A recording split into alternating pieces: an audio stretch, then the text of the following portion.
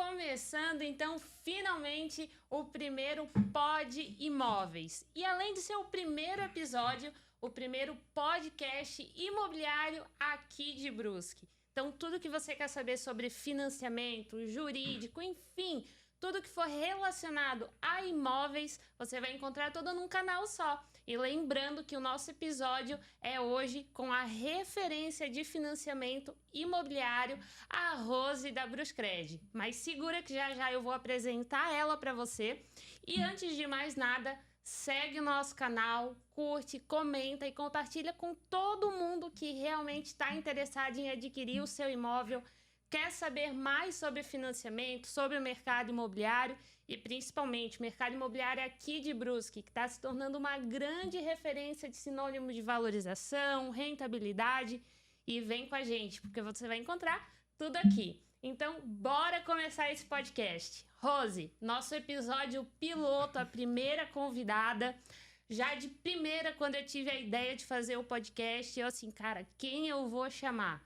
E claro que em primeiro momento já veio você na cabeça, já veio a central de financiamento Bruscred, que eu acho que todos os corretores que estão aqui iniciaram com eles, todo mundo aqui basicamente é minha cria, né? E assim, com quem que eu vou fazer o financiamento? Vai a Rose da Bruscred, né? Então, muito, muito, muito obrigada por topar já de primeira estar aqui com a gente. Agradeço a oportunidade, né, de estar aqui, fiquei muito honrada.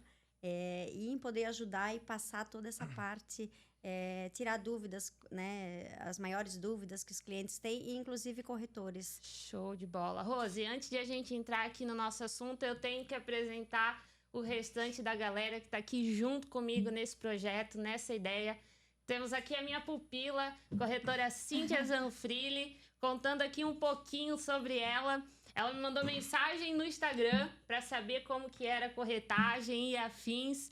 E quando eu vi essa mulher de cabelo preto comprido, eu falei assim, ela queria trabalhar na parte da recepção. E aí eu falei, não, você tá doida? Aprendendo, né? Aprendendo e cadastrando imóvel. Eu falei assim, não, senhora. Você é para estar na rua vendendo, você é corretora. E tá aí comigo hoje, desde o início, o meu braço direito, minha sombra. Sei que ela tá nervosa. Acho que todo mundo tá nervoso aqui, é o primeiro podcast. Então, é algo bem bacana, bem disruptivo. E um prazer ter você aqui, Cíntia. Passa Obrigada. Aí pra gente teu Instagram. CínthiaZanfrilli.corretora. Lá a gente divulga todos os melhores imóveis aí da região. Só seguir. Show de bola. Temos o meu segundo pupilo, Isaac Bernardi, começou há pouco tempo aí com a gente. Puxei ele para trabalhar com a gente, menino aí também com bastante potencial. Tava acompanhando ele de longe. Essas coisas eu não falo para eles, não. Tô falando aqui para soltar eles, mas sempre vi muito potencial nele e tá aí do meu lado hoje. Isaac, passa pra gente teu Instagram também pra galera te seguir. Isaac Bernardi, né? Podem seguir que tem bastante vídeo saindo lá. Mas é um prazer estar aqui. Inclusive, esse mês faz 1 ano que eu tô com a Jéssica, né? Um ano já? 1 ano esse mês. Caraca, verdade, na Expo Londrina, né? A gente foi em abril pra Expo Londrina. Já tá fazendo 1 ano vai fazer 1 ano. Cara, 1 ano. Essa loucura, essa montanha-russa de emoção, quer trabalhar com a Jéssica, e estamos aqui para mais um desafio. Coloca emoção nisso. E vamos fazer isso acontecer. Porque eu simplesmente chego na sala, né, galera? A gente vai fazer isso e bora. Meu Deus, como? Ok, vamos pra cima. Mas vamos logo no que interessa, o que todo mundo quer saber. Hoje eu trouxe a Rose aqui para falar com a gente sobre 2 assuntos que são extremamente importantes. Um dos principais objetivos, além de ter a Rose como uma referência para a gente aqui em Brusque no mercado imobiliário de financiamento. Rose, conta aqui pra gente um pouquinho como que surgiu a Bruscred, quanto tempo que a Bruscred tá. Eu acredito que é a primeira central, ou uma das primeiras centrais, a mais tradicional de Brusque, né? Uhum. A central de financiamento, ela foi inaugurada em 2009, então ela está há 15 anos no mercado, né? E eu já estou há 13 anos como gerente da central e fazendo negócios. Então, já há 13 anos eu trabalho com isso. Tenho um autoconhecimento, né, de financiamento, de informações para passar para cliente. E é isso aí. Cara, quanto tempo? Bastante tempo já. Uhum. E antes tu já trabalhava com essa parte de financiamento? Não. Eu trabalhava com no, pro- na, com têxtil, né? Eu trabalhava ramo têxtil. em ramo têxtil. E depois, aí fui convidada, né, para trabalhar na central de financiamento. Não entendia nada de financiamento. Aham. Fui aprendendo, comecei como operadora, fui aprendendo, fui pegando todas as informações, fui criando experiência, fui gostando do assunto e tô até hoje. Que Porque eu legal. sempre falo que o financiamento, a pessoa tem que gostar. Porque ela tem que atender o cliente bem, ela tem que passar as informações corretas, ela não pode deixar dúvidas. Então, fui pegando essa experiência e estou até hoje com... É que querendo ou não também, né, Rose, vocês são a segunda etapa do nosso processo. Imagina, o cliente, antes de ele comprar um imóvel, ele compra a gente como corretor. Sim. E aí chega um momento que sai um pouco da alçada do corretor e vai para a central de financiamento. E aí, se ele não recebe o mesmo padrão de atendimento que ele recebeu, cara, já começa toda uma distorção na venda, né? Então, muito bacana. Rose, e quantas meninas tem hoje lá na central? Que é só mulher, né? Temos um menino agora. Ah, tem um menino agora! Isso.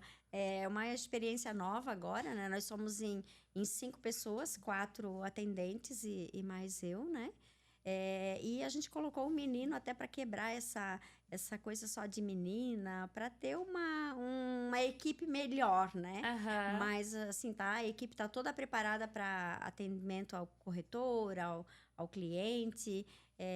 Claro que vão criando experiências, porque todo financiamento é uma história diferente, é um sonho diferente, né? Com certeza. Então, a gente vai aprendendo... Muitas experiências.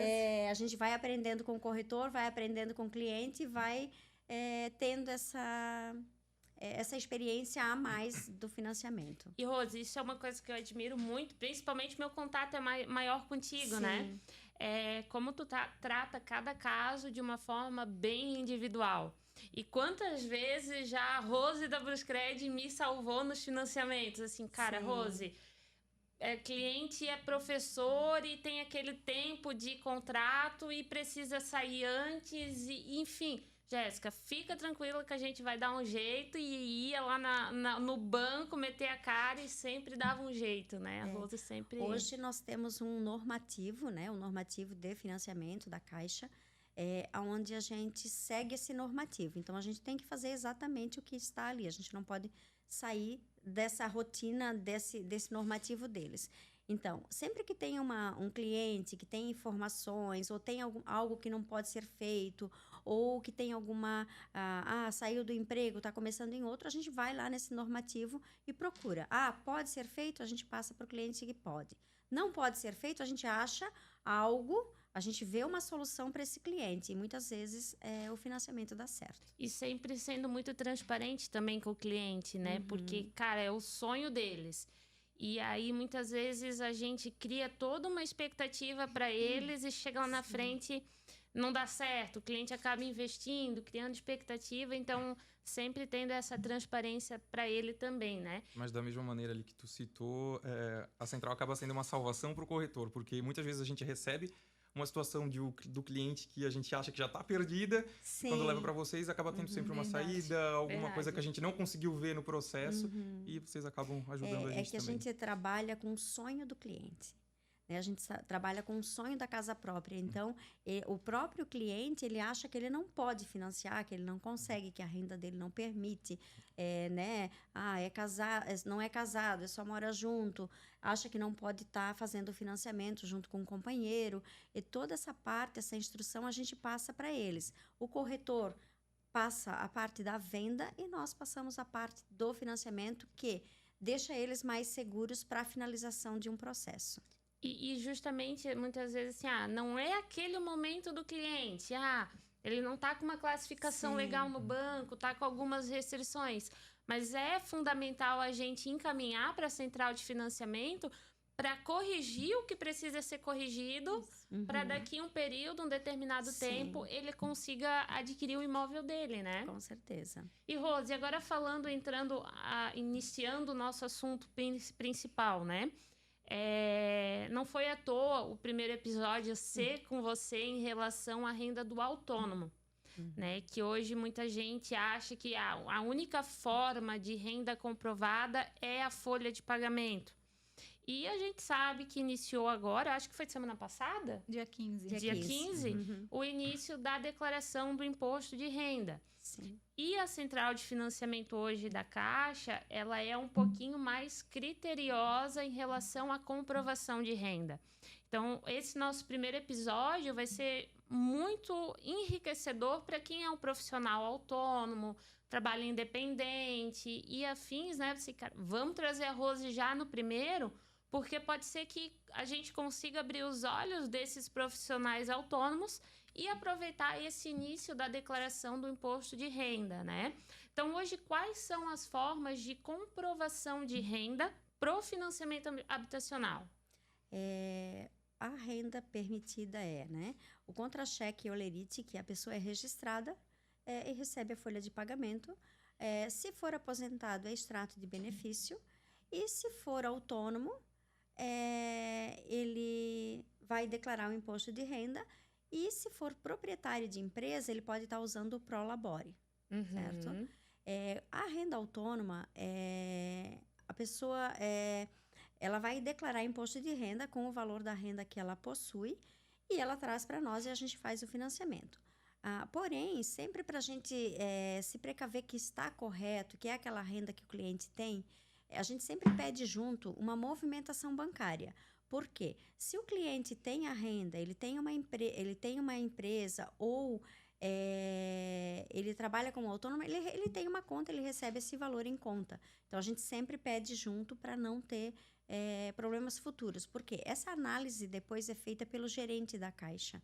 E esse gerente vai analisar, verificar se essa renda está verídica, enfim, vai verificar tudo bem certinho, Até né? como uma forma de o cliente não burlar algo que não existe, Isso, né? que não existe, né? Porque ele tem que saber que ele vai assumir uma prestação e ele vai pagar essa prestação por 30 anos. Então, se a renda dele não está correta, vai atrapalhar o financiamento dele e a vida financeira dele lá na frente. E não transformar o sonho dele num pesadelo, né? Com certeza, E para quem é MEI, eles já declaram, fazem a declaração como simples, né?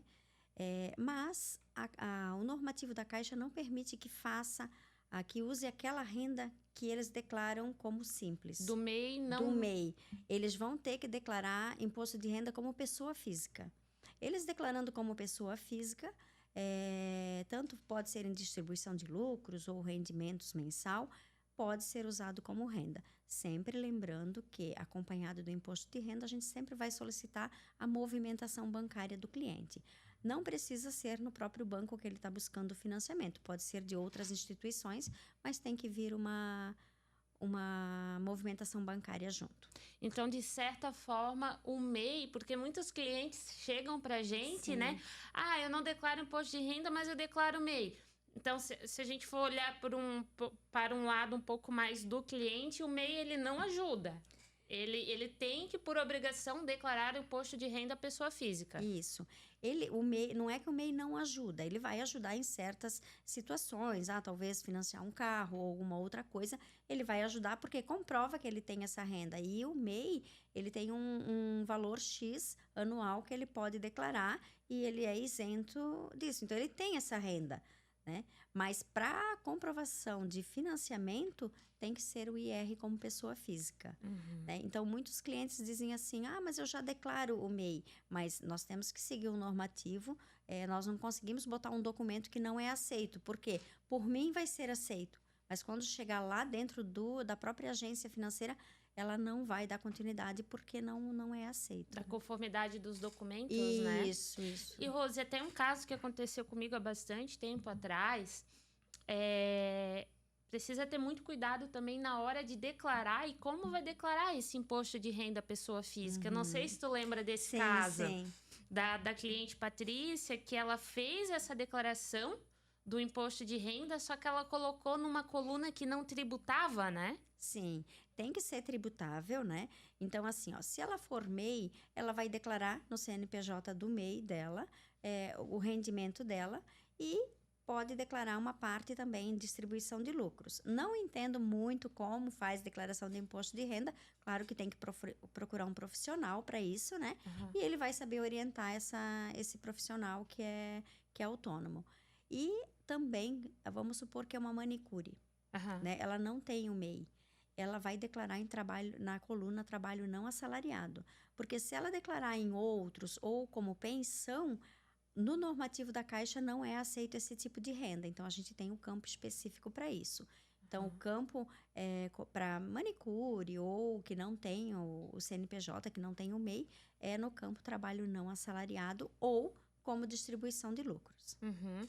E Rose, assim, pela tua experiência, né? Quando a pessoa ela declara esse imposto de renda, é um profissional autônomo. A comprovação de renda pela declaração do imposto de renda, ela tem a mesma validade do que se fosse uma pessoa com olerite? Ou no momento dessa análise a Caixa é um pouquinho mais criteriosa? Ela tem a mesma análise, a mesma comprovação, né? Que uma pessoa que está registrada. Porém, às vezes, quando não aprova o financiamento, é porque ele tem alguma outra coisa atrás disso. Porque a avaliação de crédito, a gente coloca todos esses dados no sistema, renda, profissão, a data de início da renda, coloca todos os dados ali e o sistema é que vai devolver a avaliação de crédito. Lembrando que toda avaliação de crédito que é feita no correspondente, que sou eu, a central de financiamento, depois passa por uma análise ainda gerencial, que ele vai verificar se todos aqueles itens aí estão de acordo, não tem nada diferente disso, não está com informações divergentes. Então, ele ainda passa por uma análise. Mesmo que o crédito está aprovado, pode lá na frente o gerente ver alguma coisa que a gente não conseguiu verificar, mas é a mesma balança mesmo. E isso acontece muitas vezes com o cliente, né? A gente aprova o crédito, teu crédito está aprovado, aí a gente fala pro cliente, mas mesmo assim vai passar por uma próxima avaliação de crédito e aí o nosso querido cliente vai lá e começa a pegar empréstimo para financiar os móveis e não sei o quê. E aí quando chega lá na frente para rodar o crédito novamente, para aí sim fazer a impressão do contrato, diminui a capacidade de financiamento, né? Rose, cartão de crédito influencia no comprometimento de renda? O cartão de crédito uso muito alto influencia sim. Porque essa análise vem do Banco Central. Tudo que tu faz referente ao teu CPF, ele vai para o Banco Central. Então, se tu fizer um empréstimo em outra instituição financeira, tu tens um cartão de crédito que tu usa alto, ele acaba influenciando na aprovação de crédito. Sempre influencia. Então, enquanto o cliente está fazendo esse processo de financiamento, é interessante ele não comprometer com o cartão de crédito.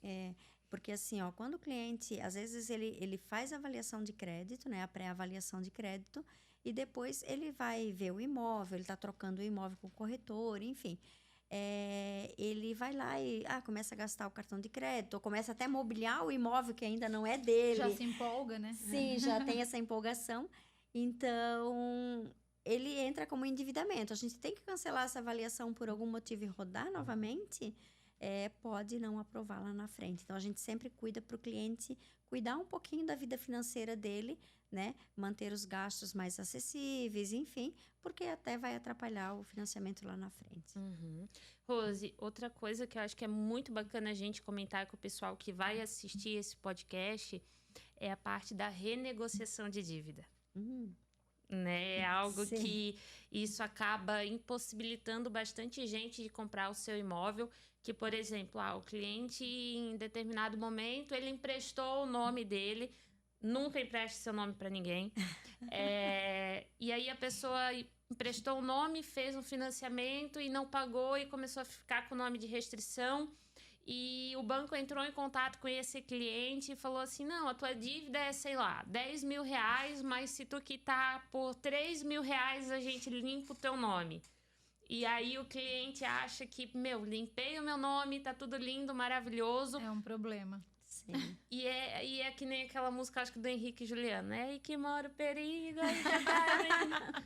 Porque... É uma ilusão, né? E realmente é ali que mora o perigo. O banco, ele tem essa comunicação entre os bancos de uma forma interna? Na verdade, não é o banco que tem a comunicação, é o Banco Central. O Banco Central, ele busca todas as instituições financeiras. É tipo como se fosse um FBI. Isso, ele busca lá e a informação fica lá. Então, o cliente tem esse cartão de crédito em outra instituição financeira, foi lá e negociou a dívida, ganhou desconto. Pode ser feito, o banco fez porque ele pode negociar a dívida, mas para um futuro financiamento, ele interfere. Porque é como se o cliente tivesse dado prejuízo à instituição financeira e aonde que ele não aprova o crédito dele. O que ele tem que fazer? Ele tem que voltar lá naquela instituição financeira, pedir para que eles façam uma varredura para ver quanto que era esse empréstimo, esse cartão que ele tinha, qual era a dívida total, pagar com os juros, tudo bem certinho. Até com os juros. Com os juros. E aí espera um tempo e ele sai do apontamento lá do Banco Central, né? Porque daí ele pagou o prejuízo que ele tinha com o banco. Integral. E esse processo de tipo assim, eu renegociei minha dívida, paguei, voltei lá no banco, paguei os juros, paguei o valor real e agora eu tô zerada. Quanto tempo que tu acha? Lógico que eu acho que cada caso é um caso. É difícil a gente botar um tempo específico, né? Vai muito do perfil do cliente, renda, relacionamento, movimentação e afins. Mas assim, em quanto tempo, mais ou menos, começa a melhorar a moral desse cara com os bancos? Então, o Banco Central, ele atualiza em 2 meses. Então, é 2 meses, eu considero, né? Mas nesse meio tempo, a gente fica tentando a avaliação do cliente. Espera um mês, não deu, espera mais um mês. Mas geralmente é em 2 meses, porque é a atualização do Banco Central. Então, quando eu tô com um carro financiado, eu fui lá, quitei esse carro para não ter mais esse comprometimento de renda, leva no mínimo 2 meses. No mínimo 2 meses, para porque sair. É a atualização do Banco Central, né? Hoje tem um site, Registrato, que o próprio cliente, é só ele que consegue fazer, né? Ele entra lá no site do Banco Central e ele faz o registrato, onde lá vai estar tudo que ele tem de endividamento, que eu falo, cartão de crédito, empréstimos, se ele negociou dívida, vai estar tudo lá. É um relatório do CPF dele com o Banco Central. Isso ajuda muito. Então, isso é o que está ativo no momento, né? Não necessariamente o que está atrasado. Não, o que está ativo no momento, né? Se tem algo atrasado, vai estar lá dívidas a vencer e vai saber que está atrasado, mas são informações que ele tem exatamente do CPF dele no momento. Então, assim, nós costumamos muito, né? Condicionou um crédito imobiliário, ou o cliente está meio assim, eu negociei uma dívida, porque a gente faz uma entrevista meio que eles vão falando, assim, né? E a gente já sugere para eles fazer o registrato. E ali eles já conhecem como é que está o CPF deles perante banco, perante instituição financeira. Então nesse momento, se o cliente já identifica que tem esse valor ali negativo, vocês já induzem eles a ir lá, negociar, deixar tudo ok, para depois passar esse tempo e fazer uma nova análise, né? Na verdade, a gente não induz ele a negociar, a gente induz ele a ir lá, fazer o pagamento sem a negociação, porque a negociação é permitido pela instituição. A instituição oferece isso porque é permitido, porque não é todos os clientes que vão fazer um financiamento habitacional, e tem daqueles que fazem a negociação perante a instituição financeira permitir. Então, não tem nada de errado até então, só dá errado porque ele está procurando um financiamento habitacional onde ele vai ficar com esse apontamento. É que lá na frente a conta não fecha, né? Isso, mas como a Jéssica falou também, o cliente ele acaba nem se tocando disso. Ele vai lá renegociar, ele vê a oportunidade, o nome dele vai ficar limpo. E lá na frente, quando ele vai precisar de financiamento... É a falta de informação, né? É a Chega falta na hora de informação. De fazer o financiamento, se depara com aquela dívida... E aí tem que voltar tudo e é legalizar, bem isso, né? É a falta de informação e até a ingenuidade do cliente. Com certeza. Mas um objetivo da criação do podcast, instruir e mostrar para eles isso do que, não, esse ano eu vou comprar minha casa. E aí a primeira coisa que tu pergunta, para fazer o financiamento, tu precisa seguir essas 3 regrinhas, tá? Com o nome limpo, SPC e Serasa, renda comprovada ao imposto de renda e, de preferência, não ter nenhum empréstimo e financiamento. Aí o cliente vem e fala, né? Não, eu tava com o nome sujo, mas já limpei. Aí na hora eu já faço a pergunta, né? Mas, por exemplo, a tua dívida era X, tu pagou X? Não, eu renegociei. Já botamos um passinho para trás, mas aí que entra. Muito corretor já desiste desse cliente. Tipo assim, não, esse... Passa próximo, né? Próximo lead, que a gente fala. Só que, cara, tem muita gente assim nesse perfil que é você trabalhar, é você educar, você pegar na mão do cliente e dizer, não, vem comigo, eu de um lado, a Rose do outro, e vamos caminhar junto para conseguir, passar a informação e fazer dar certo, né? A gente sempre tem que ajudar com a vida financeira deles, né? Porque nesse momento eles acham que está tudo certo. Muitos não sabem que tem um Serasa e uma SPC, né? Às vezes é uma Celeste que está atrasada que nem sabe. Então, a gente acaba cuidando um pouquinho da vida financeira deles. É claro que eles vêm numa entrevista com a gente, nós perguntamos tudo, e a gente vai vendo e vai orientando. Então, assim, não é todos os clientes que eles estão 100% aptos para o financiamento antes da gente tentar e ajudar eles com essa parte financeira.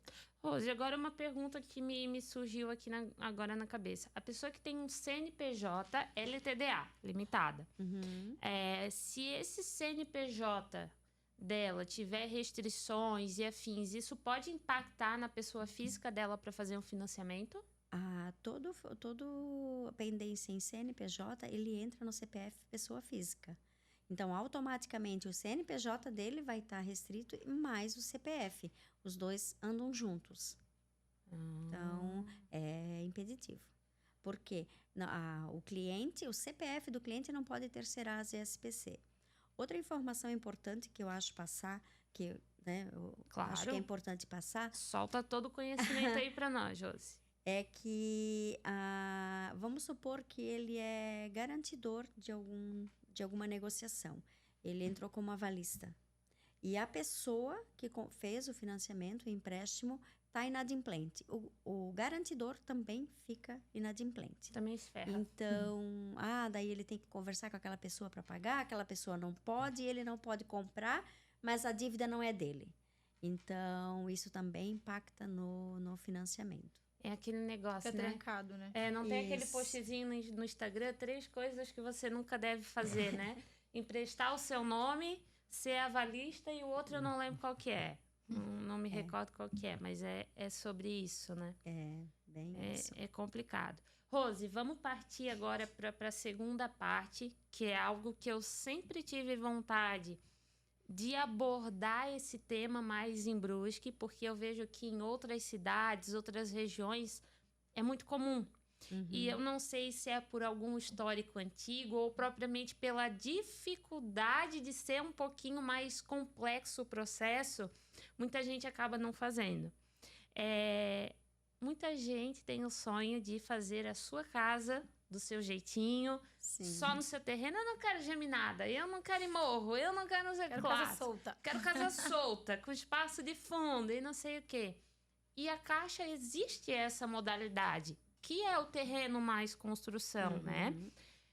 Quando eu entrei no mercado imobiliário há 6 anos atrás, eu conheci um corretor que fez muito disso. Só que sempre que eu tentava entrar para fazer isso também, todo mundo falava, não faz que tu só vai se incomodar, é só dor de cabeça.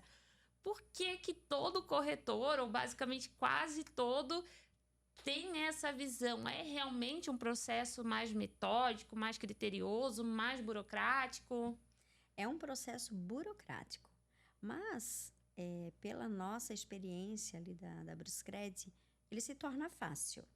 Porque a avaliação de crédito ela é igual a comprar um imóvel novo. Vai precisar da documentação pessoal do cliente, a renda, enfim. A avaliação é a mesma. A avaliação é a mesma, não muda nada.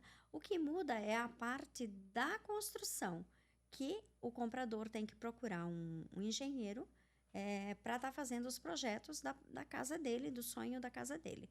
E essa parte que é mais burocrática, porque até eles fazerem um projeto, até escolherem o imóvel, até escolher a aprovação da planta, depois vem a aprovação na prefeitura.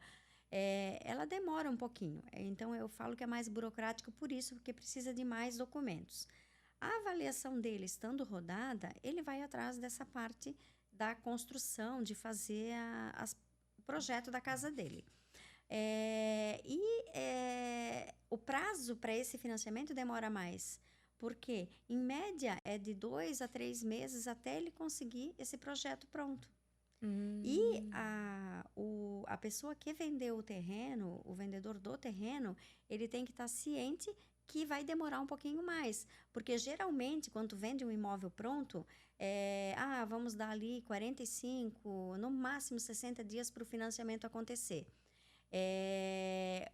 Ele está sabendo que é 60 dias. Quando o vendedor do terreno vende o terreno, ele não sabe o prazo. Por quê? Vai depender do cliente escolher a planta, do projetista fazer, da aprovação da prefeitura, de estar tudo certinho.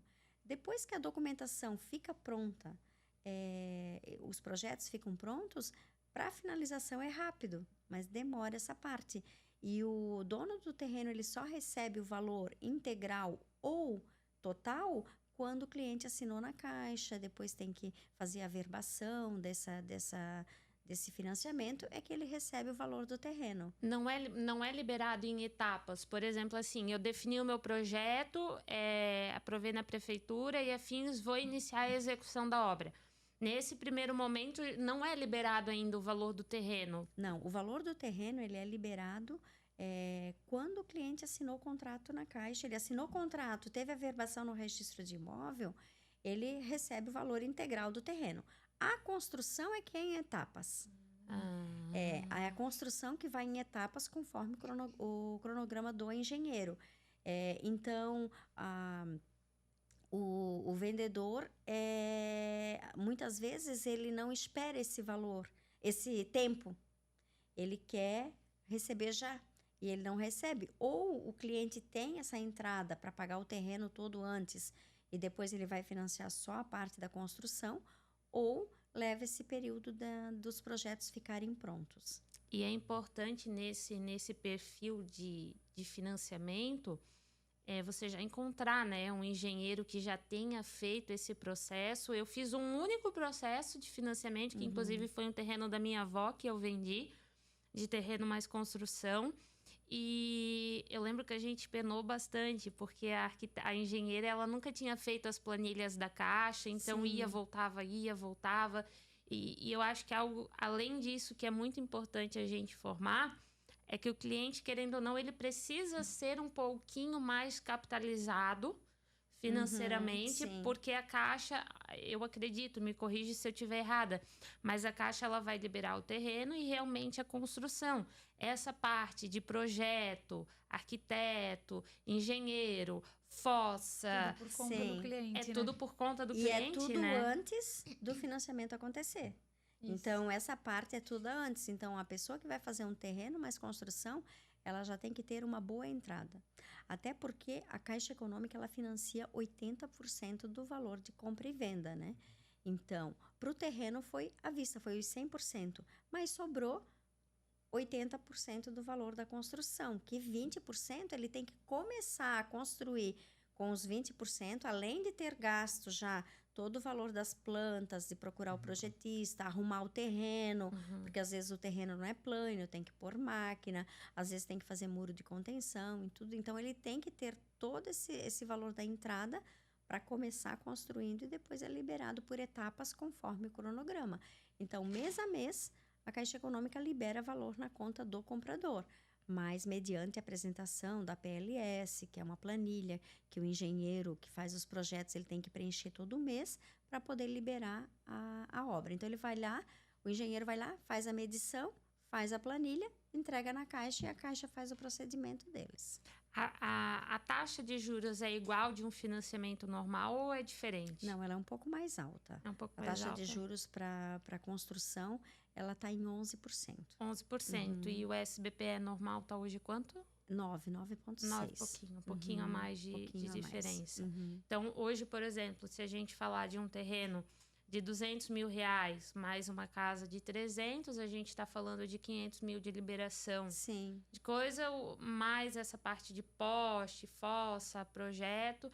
É um perfil de cliente que, no mínimo, aí uns 90, 100 mil reais de entrada, ele tem que ter para iniciar. Se não tem que ter mais, né? Assim, para um valor de imóvel desse. Porque esse imóvel é considerado alto padrão, né? Diferente de um imóvel de 350 mil ou 400, porque ele vai ter todos esses gastos e tudo isso ele tem que colocar nessa planilha, né? Que é um gasto que ele está tendo, é um preparo de terreno, e, enfim. Então... tem que ser mencionado. E existem construtores que também pegam esse terreno mais construção para execução de obra, ou é uma outra linha de crédito em relação a isso? Tu falas de construtor que vai construir geminadas? Não. É que, por exemplo, eu vejo muito construtor de fora, eu sigo vários corretores aí de Minas Gerais, enfim, que eu vejo lá onde aparece, essa obra é financiada pela Caixa Econômica. E é uma casa sozinha num terreno. Uma casa de alto padrão, alto luxo, 2, 3 milhões, mas eles pegam essa linha pra vender depois. Para vender depois, né? Que era uma ideia que até eu e tu já tivemos uma vez, né, Cíntia? Vamos pegar com a Caixa e fazer, construir e vender, né? Como se a gente já não tivesse coisa para se incomodar. Mas tá ainda no caderninho dos sonhos, né? Ideia a gente tem, né? Mas é uma outra... É uma outra linha de crédito que eu não sei explicar muito bem, porque... o construtor tem que procurar o setor jurídico da Caixa Econômica e tirar essas informações com eles. Então, assim, ele vai pegar dinheiro, ele vai buscar dinheiro do banco para construir, para depois vender financiado, né? Mas eu não vou saber explicar muito bem, porque essa parte a gente não faz. Mas é outra linha de crédito, é diferente desse financiamento habitacional como pessoa física, né? É diferente. E, Rose, hoje ainda...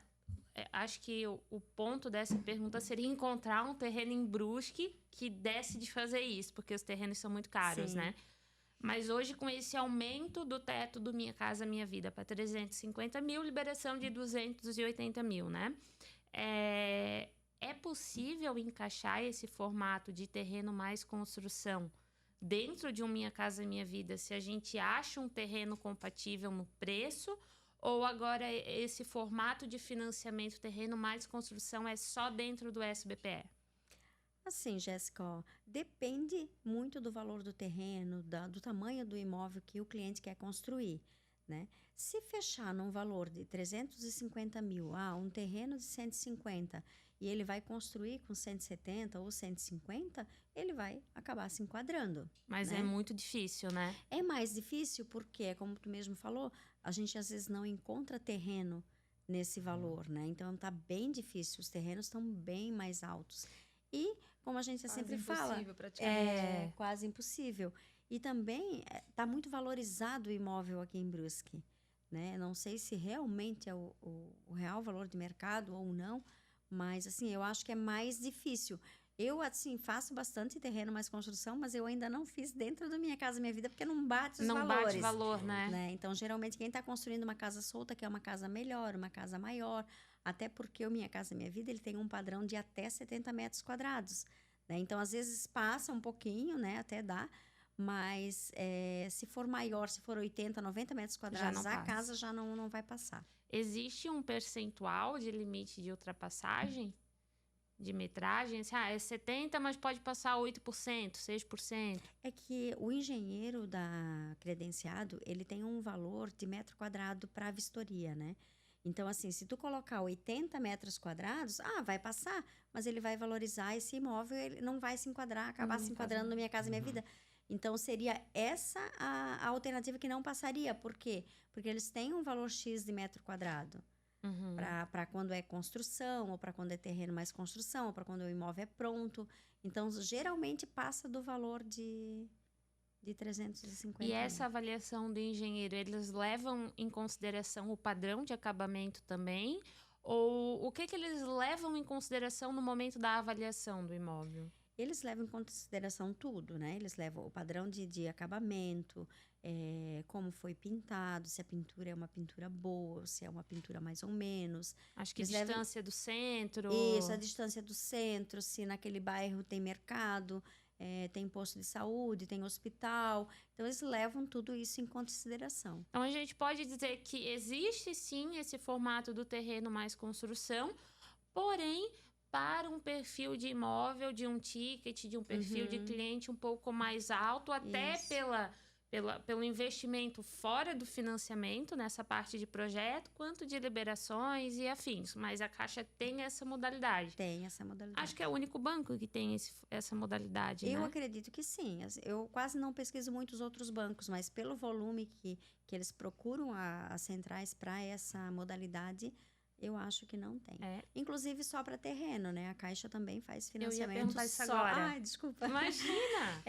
Também faz o financiamento só para o terreno. E aí eu sei que é só a Caixa Econômica que faz. As outras instituições não fazem. E a liberação é a mesma? 80% do terreno muda um pouquinho? É 80%. 80% também. Mudou, era 70%, agora é 80%. E tem um valor mínimo também, né? Não tem mais. Não. O valor mínimo é para a carta de crédito SBPE, né? Que é 80 mil. Então, menos que 80 mil, a Caixa não financia. Do valor financiado, eu digo, né? Mas limite do terreno não tem mais. Antes tinha uma regrinha, enfim, não tem mais. Na compra do terreno, a pessoa pode usar o FGTS? Não, porque o FGTS é só para moradia. E a primeira moradia. Ele já tem um imóvel no nome, ele não pode usar o FGTS porque tem um imóvel no nome. Ele tinha um imóvel no nome, ele vendeu, ele pode utilizar o FGTS. E se, por exemplo, eu comprei o meu apartamento, eu utilizei o meu FGTS, vendi o meu apartamento para o Isaac, Boa exemplo. pergunta. Sim. Né? Vendi o meu apartamento para o Isaac e o Isaac ele tem FGTS. Ele pode usar esse FGTS sendo que eu já usei ou não? Se a tua compra foi há mais de 3 anos, mesmo que tu usou há um mês atrás, o Isaac vai poder usar.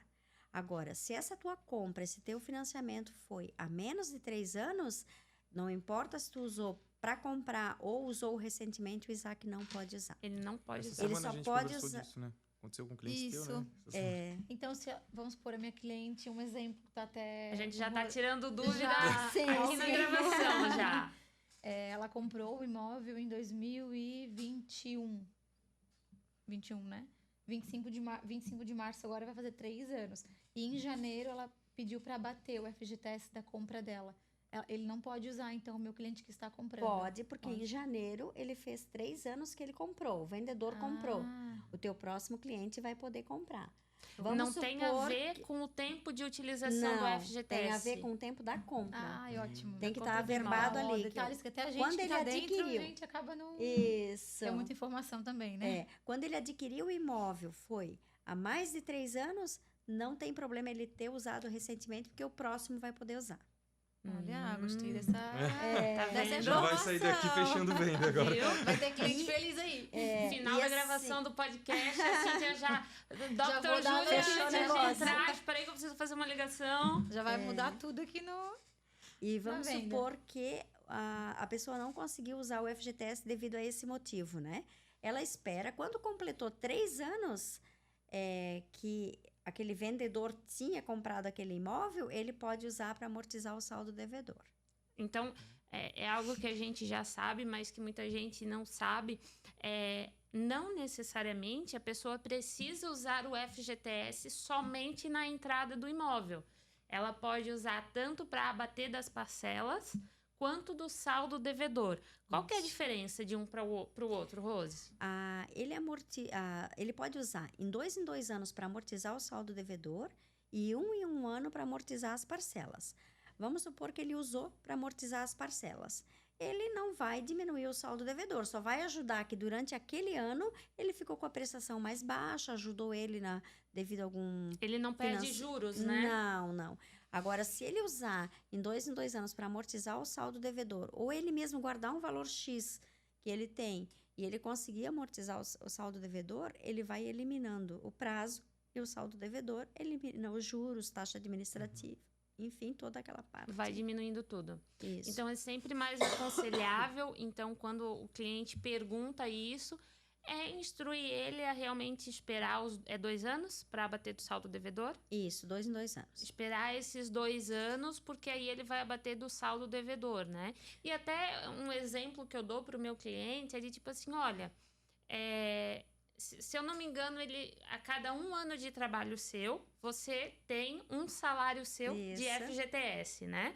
E aí, esse teu salário, por exemplo, o meu salário é R$3.000, eu vou dividir por 12 meses, que vai dar os 8% que vem toda vez descontado da folha de pagamento, certo? Isso. Então, vai dar, sei lá, 180, R$200. Sou péssima de conta, estou usando um valor simbólico aqui. É esses R$200 que ele vai receber de desconto na parcela dele se ele amortizar a cada 1 ano. Isso mesmo. Entendi. Isso nós falando em uma pessoa na venda. Se for Tem algum O percentual? casal é usado o casal. O casal acaba que eu até utilizo isso como exemplo, porque a pessoa às vezes quer comprar um imóvel, acaba ficando a parcela alta. E eu sempre falo pro meu cliente, olha, às vezes é o primeiro ano que precisa dar aquele aperto, dar aquela segurada para realizar o sonho. E no próximo, já dá para vendo com as meninas essa questão de ir abatendo as parcelas, que já dá um fôlego, né? Sim, E com certeza. 2 coisas que a gente pode levar em consideração, que eu uso como argumento de venda. Hoje você vai pagar R$2.000 da parcela do teu imóvel. Mas é muito. Cara, se aperta um pouquinho esse primeiro ano, que ano que vem esses mesmos R$2.000, daqui 2, 3, 5, 10 anos, esses R$2.000 que tu paga de parcela não é nada. Isso. Diferente de tu ficar num aluguel, aonde hoje é 2.000, ano que vem vai reajustar aumentar, IGPM, né? R$300 e no outro mais. Isso. E você não saiu do lugar. Né? Diferente do que, não, eu vou me apertar durante 2, 3 anos pagando essa parcela, mas pagando algo meu, que não vai ser reajustado e ainda por cima, se eu quiser, eu vendo o meu imóvel depois e compro outro, né? Então, é uma instrução que a gente sempre passa para o cliente para dar aquele empurrãozinho para realizar. Sim. E eu, particularmente, Rose, fala pra gente a opinião de qual que é o melhor, né? Mas eu sempre instruo o cliente a bater do saldo devedor e não da parcela. Porque, por exemplo, ele ganhou a conta da empresa. Ele vai ter 2 anos de FGTS lá que ele pode usar para se virar. Ou, né, vou bater do meu juros depois. Tem uma reserva, né? Exato, é como se fosse uma reserva. Sim. Hoje, aos teus olhos aí de experiência de mais de 13 anos, né, de financiamento, existe um melhor? Na verdade, eu sempre passo para o cliente que o melhor é o que serve para ele. Vamos supor, se o melhor para ele foi, naquele ano, amortizar o saldo devedor, porque a prestação está muito alta. Se apertou. Porque ele se apertou em algum motivo, né? Problemas de doença, enfim. Usa na parcela. Agora, se para ele não faz falta, aquela prestação está excelente, ele está conseguindo pagar, ele vai e amortiza o saldo devedor. Então, eu sempre falo para o cliente que é ele que escolhe. E para ele usar, muito bem usado esse valor, porque é um valor que ele entra ali, que ele economiza, que ele junta, para conseguir terminar de pagar o financiamento dele, né? Para ajudar. E eu sempre falo assim, que se ele terminar de pagar um financiamento que ele fez em 360 ou 420 meses, ele terminar de pagar em 10 anos, ele vai eliminar juros, ele vai conseguir comprar outra coisa lá na frente, ele vai conseguir guardar um dinheiro a mais. Então, a probabilidade do cliente é pagar em 10 anos o financiamento, porque ele vai ter esse compromisso com o FGTS dele, que ele não pode tirar, vai ficar lá, né? E ele tem esse compromisso de amortizar o cliente, muitas vezes, quando vê esse tanto de parcela, 420 vezes, como é que eu vou pagar isso? 35 anos.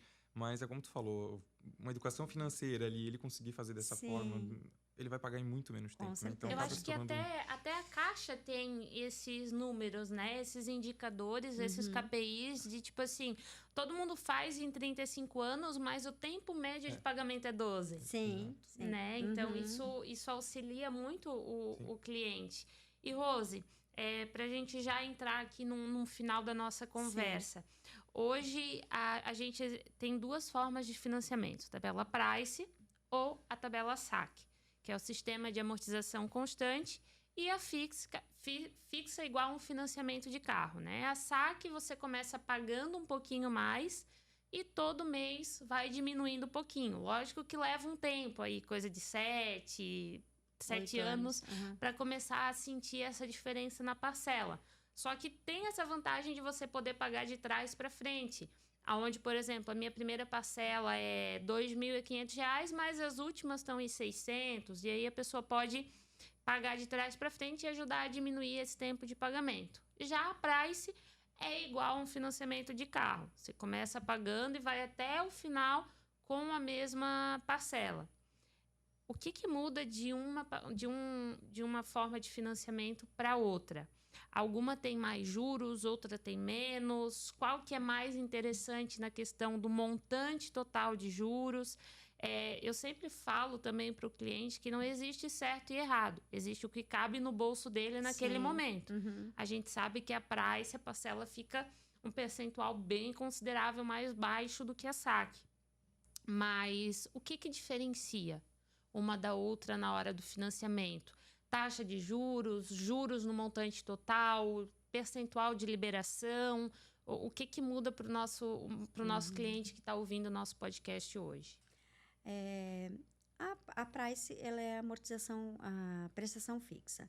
Então, ele vai fazer o financiamento dele em 420 meses e vai ficar com a prestação fixa até o final. No montante final, ele vai pagar um valor maior, né? Se ele for fazer a prestação vezes o prazo, ele vai pagar um valor maior no imóvel dele, na Price. Porém, se vocês forem fazer um cálculo de juros, no final, a diferença é bem pouca. É mesmo? Nos juros, que ele paga tanto na Price quanto na saque. A saque, ela é amortização constante, ela baixa todo mês um pouquinho, mas é pouquinho, até ele perceber que ele está pagando bastante, a diferença foi bastante na diminuição da parcela, vai ali, como tu falou, 7, 8 anos, que ele começa a perceber, senão ele acaba não percebendo. E essas amortizações que eles vão fazendo com o FGTS ou guardando um valor X, que vai fazendo a diferença em uma ou em outra, né? Que daí ele vai eliminando essa parte de juros lá no final, enfim. Se me perguntar qual das duas é melhor, eu vou falar que é o que é melhor para ele, porque a prestação na Price, ela começa bem mais baixa do que na saque. E para a prestação na Price ficar igual a saque, leva tempo para igualar as duas. Então, ele vai pagando os juros e acaba não percebendo, né? Qual é o cálculo que eu explico assim bem grosseiramente para o cliente? Na Price, ele paga na parcela, né? Ele paga 80% de juros e 20% é o saldo devedor. Na saque, ao contrário, ele paga 20% de juros e 80% é do saldo devedor, né? Todo mês. Então, essa é a diferença para cálculo. Ele terminando de pagar antes, ele não vai ter essa conta, ele vai eliminar essa conta do final, né? Mas eu sempre digo, a melhor é aquela que cabe para o cliente, aquela que dá no bolso dele. Porque o que pega bastante é a parcela. É a parcela. A parcela mensal. Em relação à liberação, ambas são 80%? Tu diz a liberação... Do valor do imóvel. 80% do valor de compra e venda em ambas as situações. As situações. E então, provavelmente, para saque, a renda precisa ser maior, uma vez que a parcela inicial se torna maior também, né?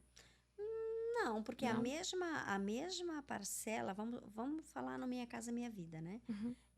O 8 mil de renda, que é o limite máximo, né? 8 mil. Ele fazendo na Price, ele vai pagar um valor de prestação X. Ele vai pagar uma prestação, vamos supor, de 4 mil ou 3 mil. Vamos falar em 3. Se ele fizer a mesma 8 mil de renda, o mesmo valor de imóvel, na Price vai dar uma diferença ali de quase R$1.000. Então, às vezes, o que pega é essa prestação menor que ele está iniciando, né? Mas nós deixamos bem claro para ele na explicação que conforme a taxa de juros. Ele vai pagar um pouquinho mais de juros, a prestação dele é fixa até terminar, a gente passa a diferença de uma e de outra e eles acabam optando pela Price. Pela Price mesmo. Mas esses tempos eu até ouvi de um cliente, porque ele veio com esse questionamento, né, de qual ele ia fazer, e da mesma maneira que tu comentou, tem que ver o que é melhor no teu bolso hoje, né? O que tu vai conseguir pagar. Ele falou, Sim. Isaac, o que eu consigo pagar agora é o mais baixo. Então, Sim. a Price se torna mais viável para mim. E aí veio esse questionamento na nossa conversa de que, pô, mas eu vou estar pagando uma parcela fixa até o final nesse valor, né? A saque, olha no final como vai estar. Aí ele olhou para mim e falou, mas Isaac, daqui 7, 8 anos eu pretendo estar muito melhor financeiramente. Sim, Então, essa parcela agora, mesmo que ela fique fixa até o final, eu pretendo estar bem tranquilo para pagar ela. Então, acaba que faz sentido o que ele falou para mim. É que né? ano a ano eles vão ter um aumento salarial para quem é registrado. Aquela parcela vai sempre regredindo, né? Daqui a 10 anos, aquela parcela está lá pequenininha, referente ao salário dele. Exato. Então, eu sempre falo que o que é melhor para ele é o que dá a prestação de acordo com o período que ele está comprando o imóvel. Uhum. Perfeito, Rose. Para a gente fechar, passa aí pra gente alguma coisa que você acha importante. Agora vai ficar nervosa. Ai, meu Deus. Pra fechar agora. Que você considere importante, alguma informação, enfim, alguma frase, alguma mensagem inspiradora aí pros clientes que querem comprar o seu imóvel, que você usa nos seus atendimentos, enfim, pra gente finalizar o nosso primeiro podcast. Eu sempre enfatizo, né, o sonho do cliente, né? O sonho da casa própria é muito importante. E para nós é uma honra, uma alegria finalizar isso, assinar o contrato do cliente, o cliente vir e agradecer. Poxa, eu comprei a minha casa. A gratidão é muito, muito interessante, muito linda, né? E a gente procura atender esse cliente com eficiência, procura atender ele da melhor forma, porque a gente está trabalhando com o sonho deles. Então, para muitos é só mais um imóvel, mas para a maioria, né? Para a maioria é a primeira aquisição, é aquele sonho, aquele saindo do aluguel que está incomodando. Então, assim, nós estamos ali, nós estamos ali preparados para isso, a nossa equipe está ali disposta a ajudar na medida do possível. É claro que a gente não faz milagre, a gente não faz nada que não é permitido, né? E muitas vezes a gente consegue, a gente faz e é só agradecer. E eu vou falar que a alegria do cliente e do corretor também, né? Em receber a mensagem ali no grupo crédito aprovado, é festa para todo mundo. Sim, ou assinatura de contrato, enfim, exato, né? Exato. É muito bom, né? Quando a Rose manda no WhatsApp, Jéssica, boa tarde, e não manda completinho o financiamento da cliente, assim... Ai, meu Deus. Já dou aquela calçada na cabeça. Tão nervoso. Assim, lá vem pepino pra resolver. Mas quando vem aprovado, Ai, é bom. É alegria. É bom, e é bacana, deu de ver o brilho no seu olho quando você falou. Não, é muito bom, assim, é muito gratificante mesmo, assim, é muito, muito legal. Eu sou chorona, cara. Toda entrega que acontece, eu tô chorando. Tem um monte de foto que eu tô entregando as coisas pro cliente, eu tô chorando. E assim, é muito triste quando a gente vê que um financiamento não aconteceu, que não deu certo, ou que ele vem de um estresse ou de um outro atendimento que não foi legal, né? Até aqui, bem no início, tu falou ali que às vezes o corretor desiste do cliente porque tá cheio de restrição, não tem renda, não tem... Então, a gente fica assim muito incomodada com isso e tenta ajudar da melhor forma. E são pessoas, né? Vai do corretor também perceber isso, né? Sim, que às vezes a pessoa ela não tem instrução, ela é leiga no assunto e tem muita gente que vem e acha que o nome sujo não vai interferir. A maioria, na verdade, né? No financiamento. A maioria do pessoal vem sem... Eu tenho a seguinte filosofia, né? Quem vende imóvel é o construtor. Uhum. A gente não vende imóvel, a gente sendo corretor. A gente vende prestação de serviço. Sim. A gente vende informação.